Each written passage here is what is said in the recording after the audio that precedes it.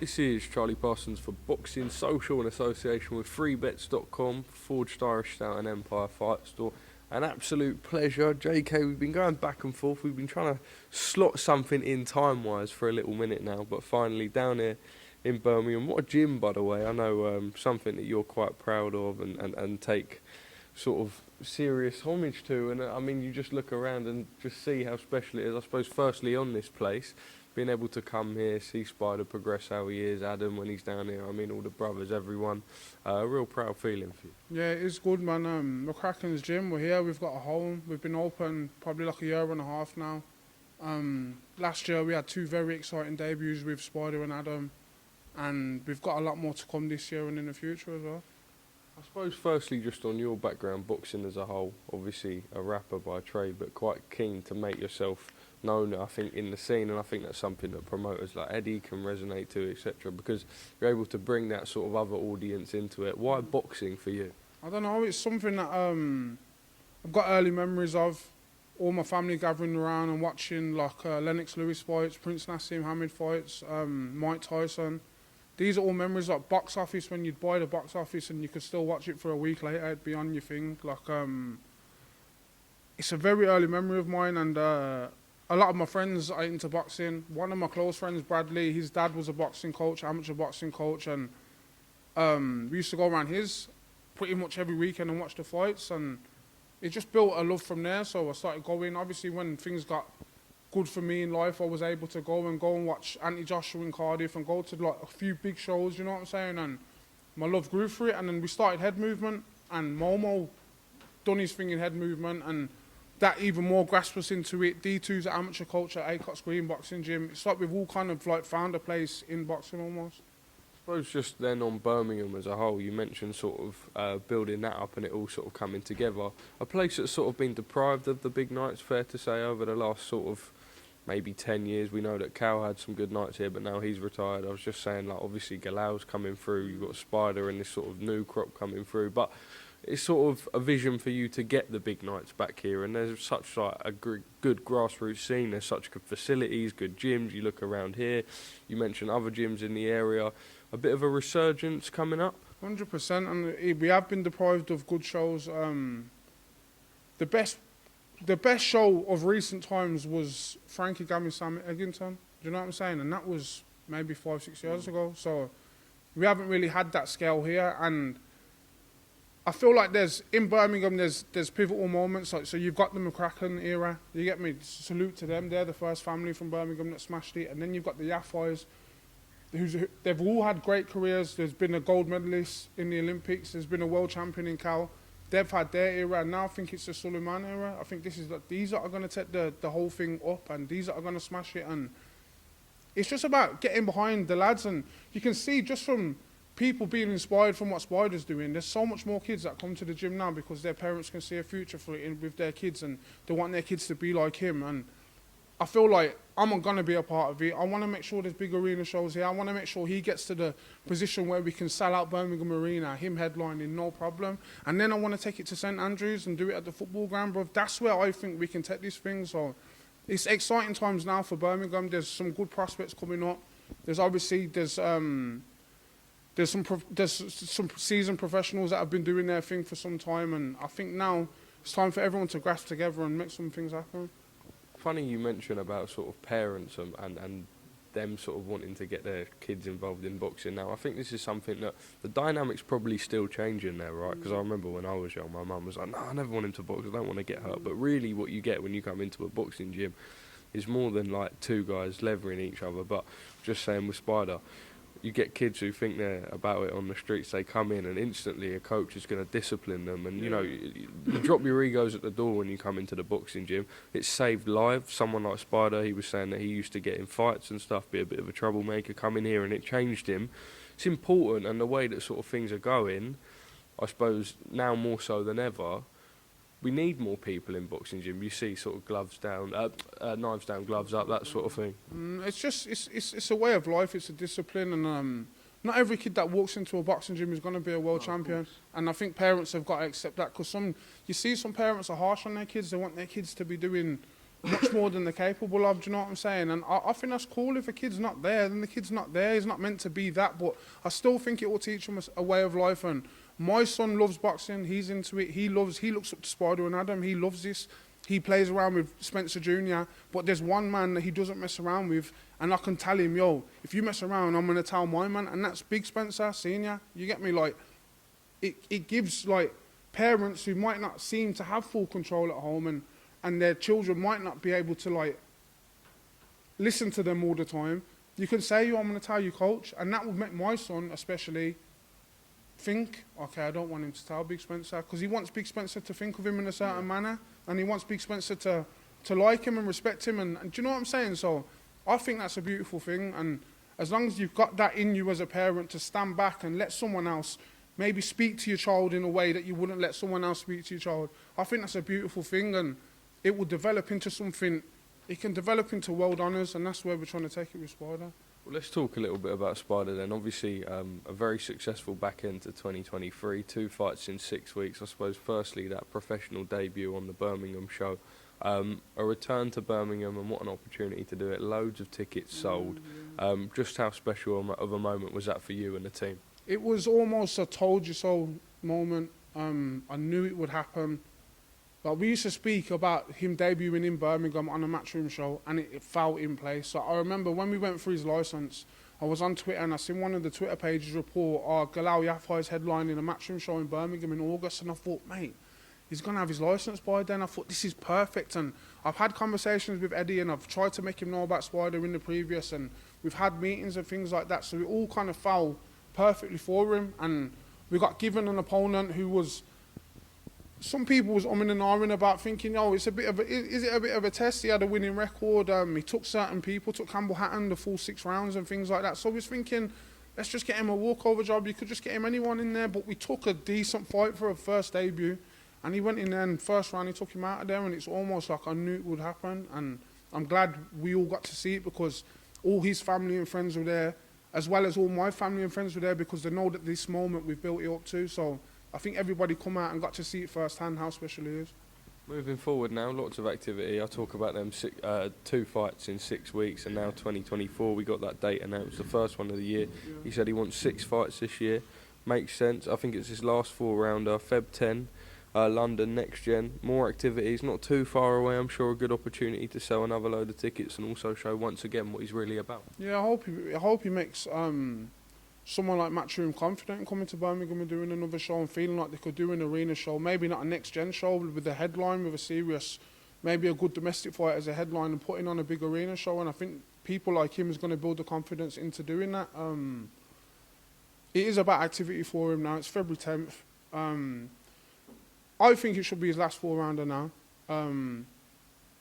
We could go and maybe have another one. We could have another 2 if we wanted, but I think he's at that level now where he can step up to 6-rounders, and by the end of the year, I'd like him to be on 8-rounders, and after that, we can look at 10-round title fights in 2025. So I think he's at a good pace with everything, and God willing, everything goes well, and he does his job, and Matchroom keeps putting us on. We're going to keep smashing it.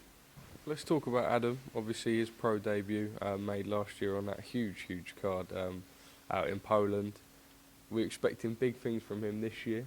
Yeah, What a great lad. Obviously, the family story tells itself, but a close friend of yours. And what is just natural ability, right? Like serious natural talent. he has, and his brother Sammy has as well. I keep telling everyone, people are very intrigued of what they like and how far they can go and what level they're at, because nobody's got to see anything. But I am genuinely excited about both of their careers. I think Adam is going to shock a lot of people and go a lot further in the sport than a lot of people anticipate. And I think Sammy's going to put a lot of people to sleep. So it's exciting times for the Hamid brothers, and their dad should be proud of what they're doing, because they've not tried to take it out of his hand. They've moved to Birmingham. They've lived it hard. You know what I'm saying? They've grafted it out here for a year. They've, like, when they could be in a mansion back home in Surrey. Do you know what I'm saying? So fair play to them, and I wish them the best of luck. I suppose there's so much going on in the Middle East as right. They can become a bit of a poster boy there, but also back home in the UK as well. You know, look, like there's so many opportunities there, especially on the grassroots level with the big fights going to Saudi. Why not be able to do both? Bro, I feel like the Hamids should definitely be the face of the Middle East boxing, and I think Spider slots into the Middle East very well, bro, because they're very young, respectable Muslim, honest talents, bro. And I think they could resonate with a lot of people over there and bring a lot of people to the sport over there and get a lot of fans over there. So I think what's happening over there, these lads fit into it especially. And I think it would be a shame if you didn't get to see that happen. Well, Jay, the world of boxing as a whole, such an interesting time. I suppose you can't talk about boxing without mentioning Saudi Arabia at the minute. We talk about the face of the Middle East just there.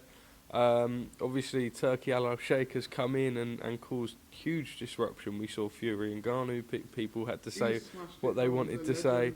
Then the day of reckoning. Now we look forward to the first undisputed fight.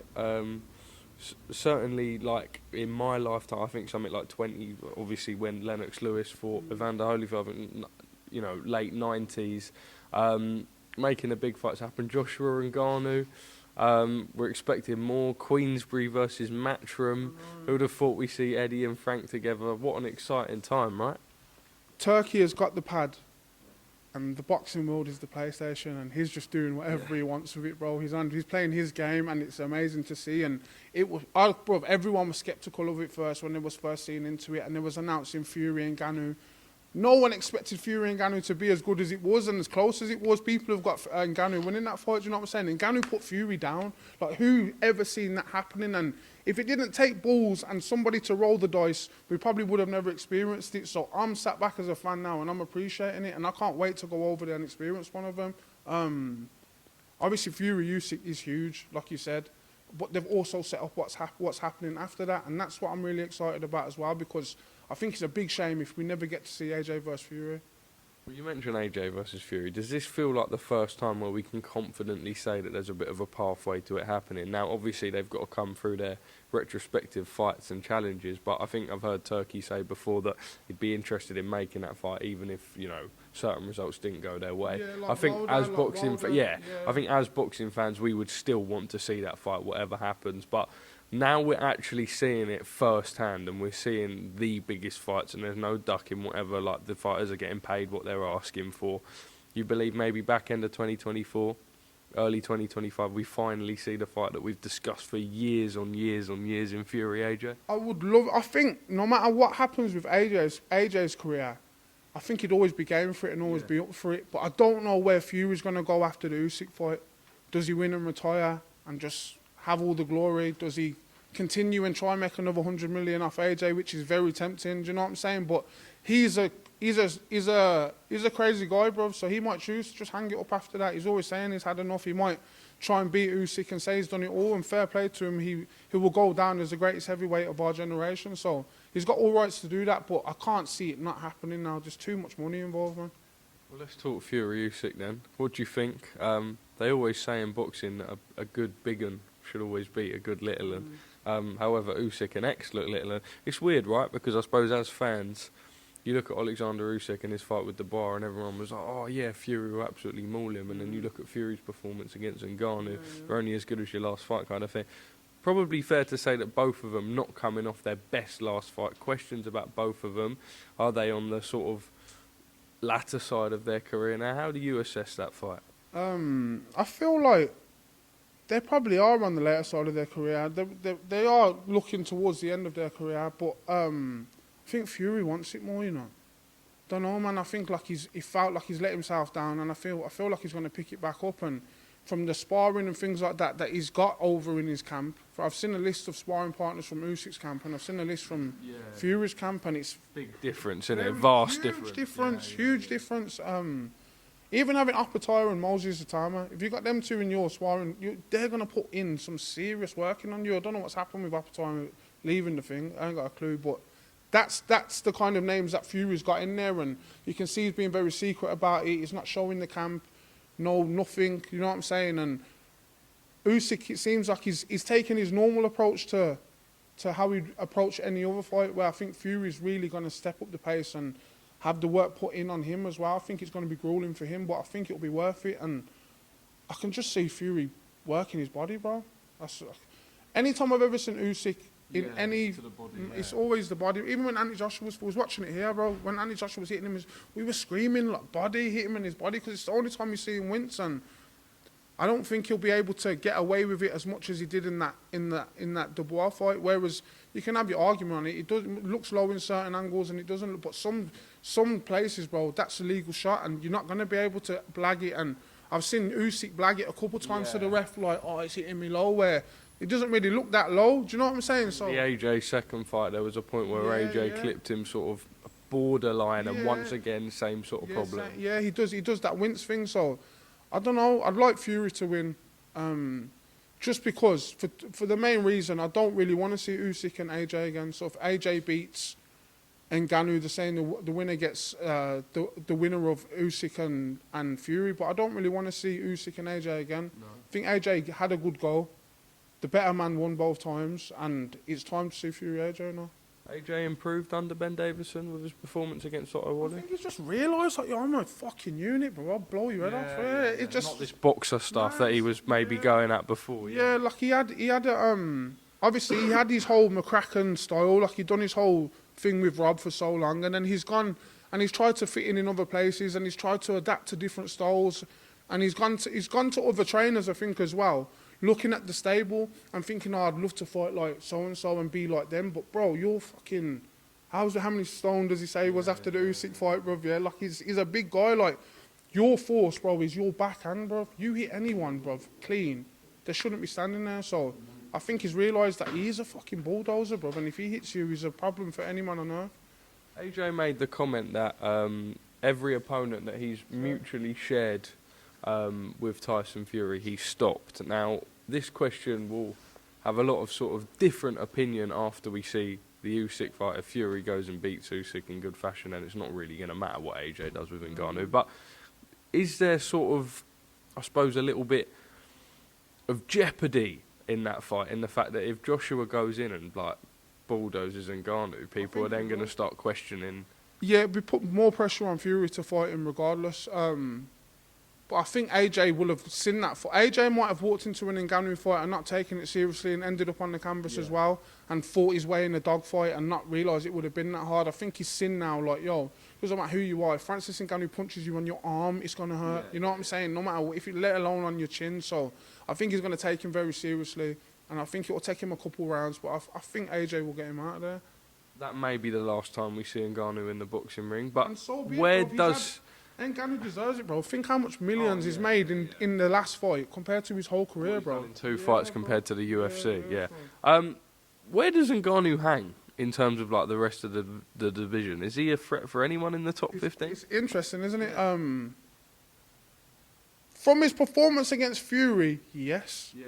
And when you see WBC rank him and you see him it's laughable almost. You look at it like how, but yo, he's just took Fury.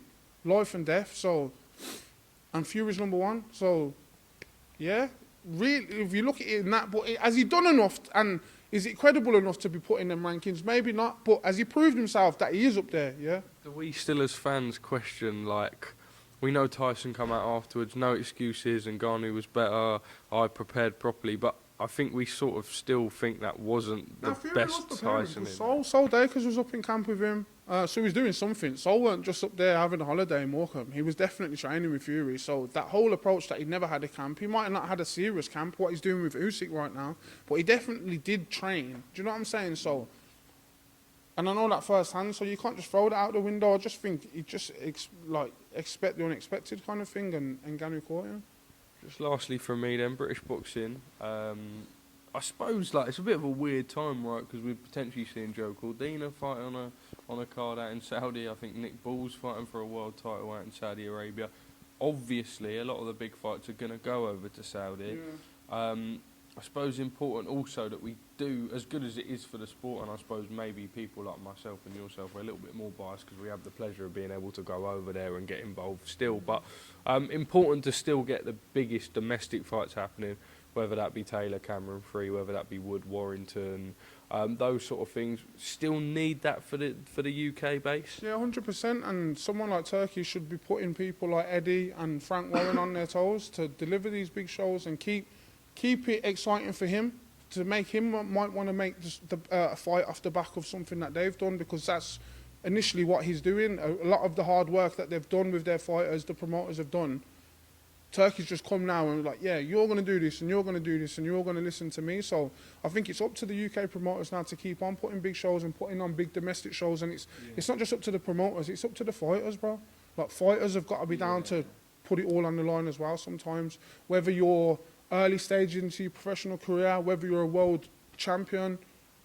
Like, I just think, like, domestic fights are always exciting, bro. Like, most of the fights that I remember in my life have all been, like, just domestic fights, bro. Like, they're the ones domestic that... wars, Yeah, bro, yeah. Fox Groves, you know what I'm saying? Like, they're all the ones that live with your soul. That's the Wood Warrington feel, right? At the City Ground, you've got the segregated fans. You know, you need that, don't you? Yeah, it's exciting. It's exciting times, and it's up to boxers and it's up to the promoters to put on these shows. And to be fair, I know they're trying to get a lot of stuff to happen in Saudi over the next however long Riyadh season's going to be.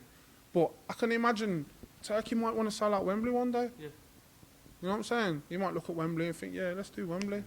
Because he can. Because he can. You know what I'm saying? So, as much as it's in Saudi, I don't think his approach to the game and where he's looking to take it, I don't think it will only stay in Saudi Arabia. I think he'll try and take it everywhere as well. All right, Jay, a pleasure. Just lastly from me then, I suppose, just what's the crack with you? Obviously heavily involved in boxing. New music this year, I mean, is this going to be a big year for yourself? A lot of new music, man. Bro, I've had like just over a year off out of music, haven't dropped anything, and I've got the best music I've ever made in my life just sitting there, bro, on a desktop. So it's time to start unloading. I don't need to go studio. All the hard work initially, the writing and recording is done pretty much. So I just need to start dropping it now, man, and take over again in a whole different avenue, bro. Because it's not just boxing, it's not just music, it's acting. I want to get into food next. There's so many things that I want to conquer in life, bro. Boxing is just one of them. Well, that we look forward to. Big 2024 inbound, obviously, for your lads and for yourself. Jaykae, top man, thank you for speaking to us at Boxing Social. We need to think of a new advert for freebets.com.